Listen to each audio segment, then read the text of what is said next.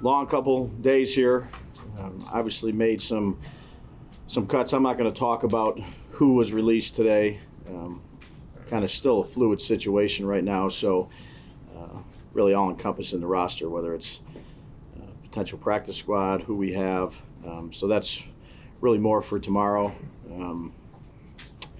Other than that, open up. What about activating Wandale?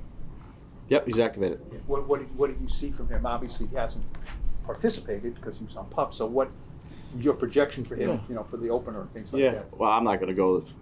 I'm just going to see how he looks today and take it one day at a time. How impressed were you with how quickly he was able to come back? And that's pretty quick for an ACL. Yeah, I think the trainers have done a good job with him. It'll be good to get him out on the practice field and doing some individuals with Grow, and then we'll kind of slowly put him into some of the other drills. But it'll be his first day out here. Was there any thought that if you had kept him on PUP, it would have been really 6 weeks probably to get these 2 weeks on the first 4 weeks of the season? Yeah, I mean, there was a lot of discussions about that, Dan, relative to when he might be ready, when he's not ready, what's the best thing for the player, what's the best thing for the team. And today we decided to bring him up. What do you think of the perception that you have a small wide receiving core and that it's a lot of slot receivers? Yeah, we just try to keep the best guys for us. Somebody that cares. Yeah. Well, what impression did Wandale make on you? You guys drafted him. What impression did he make on you last year before he got hurt? Yeah, I thought he was improving. Obviously, the game he got hurt, he was having a productive game. Again, he was a rookie receiver, learning a new offense. I think he's got the right mindset. Had good speed, had good quickness. Was productive. Obviously, the game he got hurt, and unfortunately, he was out for a while. Where do you stand on having a particular receiver emerge as quote unquote number one? Do you care about that? Is depth and a lot of production more important from a bunch of guys? Yeah, I just say that I've been part of coached receivers for quite some time early in my career.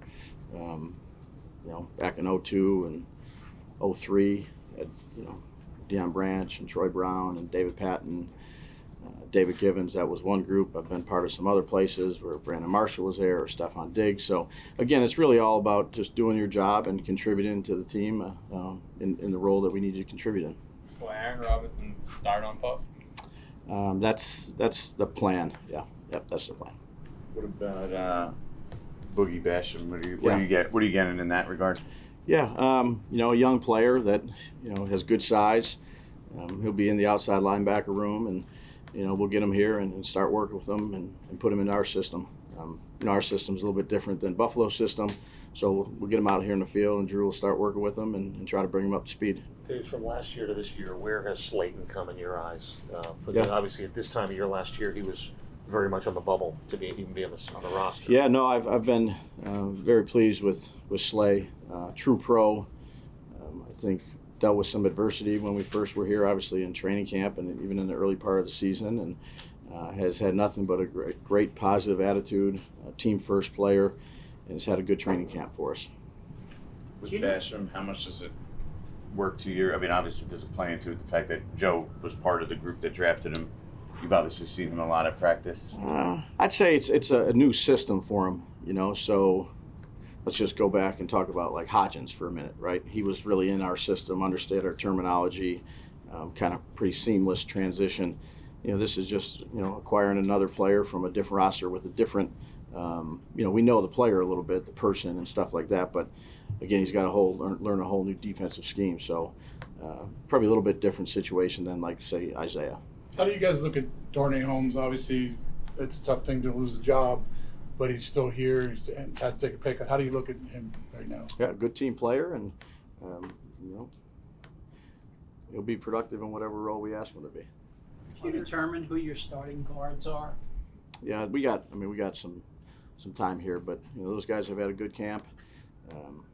But I'm not going to get into who's starting, who's not starting, who's the punt returner, who's the lineman. I mean, we're just going to come out here and focus on us for these next 3 days, and we'll have 11 guys out there. Other than the guys you put on IR, any other guys like Ryder, for instance, would he go on IR on short term? Yeah, again, that just goes back to what I said earlier. There's kind of a fluid situation here. We'll have more for you, whether it's tomorrow or Thursday in our, when Joe and I are together. Will you have more than 53 guys out here today then? Probably not. About Tommy Smith. Yeah, same thing. I mean, yeah, same with all those guys. And respect the question, understand you got to ask it, but we're such in a fluid situation right now with the roster. Who's not practicing today, injury-wise, from over the weekend? Brightwell, and Cam, Bobby McCain is in concussion protocol. McLeod, Flott, Gio.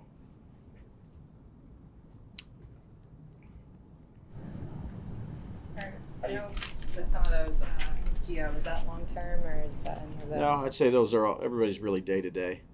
Yeah, with all those. So all those guys are on the initial 53. Gio, yeah. I mean, good job, Dan. Nice question. Yeah. Again, I'll go back to my original statement. Nick's been out a while. It's good job, Dan. You got me. Nick's been out a while, McLeod. Is there any sense that he's going to be ready to play? Yeah, day to day. How do you feel about your offensive line? Hmm? Not just the starters, though, the depth as well. How do you feel about that group right now? Yeah, I think they've all earned. The players that we kept have all earned it. So, smart group, tough group. They mesh well together. Dave, what benchmarks do you have for your 3 practices this week, and then you go away for a little bit on the weekend, maybe Yeah. not you, but the players, and then come back? Sure. What do you want to accomplish before this weekend? Yeah, I'd say there's a considerable amount to look. You're going against one another in training camp, for call it a month, whatever it is. So there's definitely certain things that we need to get practice, whether we didn't get a certain look or we got too much of another look on both sides of the ball and in the kicking game. So some of it will be competitive, just competitive periods, and others will be really let's do some things that we need to see that we haven't really seen as much from the other side of the ball. So there'll be some carded periods that are just kind of let's work on these type of things, and then there'll be some competitive periods. Does the heavy game planning for Dallas really kick in next week? Yeah, or do you do that after the break. I mean, the coaches have been working on that for quite some time.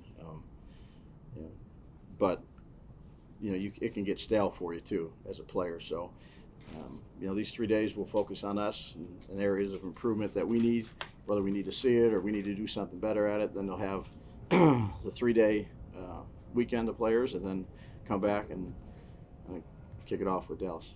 James, what's the value of Tyrod Taylor, a veteran like that, being your backup? Yeah, he knows our system. He's an experienced player.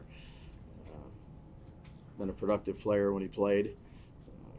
Great teammate. Have a lot of confidence in him. He seems to be a guy that maybe some of the younger players might choose to gravitate toward for They do. questions. And Yeah. how do yeah. you see that? They do. I'd say, let's start in the quarterback room. I think he's really good for DJ. But I do think whether it is offense or defense or in the kicking game, there are a lot of players that, they watch how he works. They watch his routine. I mean, he's in here as early as can be. They watch. I mean, he's just a true pro in every sense of the word. Take a couple more. Beasley's practicing today? Yeah, I'm not falling into that. Yeah, no. Well, He didn't play the other yeah, night, so- no. So again, I'd say the roster is fluid.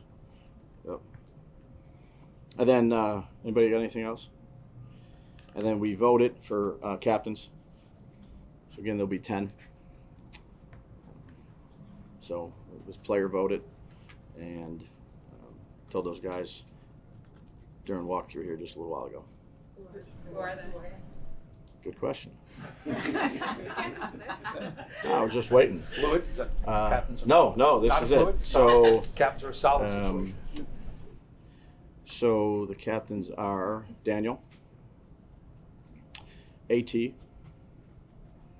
Saquon, Waller, Graham Gano, Dexter, Leo, Bobby Okereke, X, and Adoree. And those were all voted by their teammates. Did you separate it by offense, defense, and specials, or just did straight 10? Yeah, no. So the way we do it is I have 6 slots, and I have all the players vote. And then if you get a certain amount of votes, then you're, named captain. So I think there was 22 people on the team that received votes, which to me is good for our team in terms of, you know, the way players perceive other players in leadership roles. So just because you're not a captain doesn't mean you're not a leader on the team. And there was a considerable number of guys that got, you know, maybe it was 5 votes or 3 votes, or, you know, some guys got, you know, over 50 votes, but that was all by the players. What does it say to you that the 2 newcomers in Okereke and Waller immediately have that designation? Yeah, I think the players respect them, and they've gone about their job the right way and have performed out on the field, whether it be at practice or in some of the games. And players that voted for them certainly have respect for them.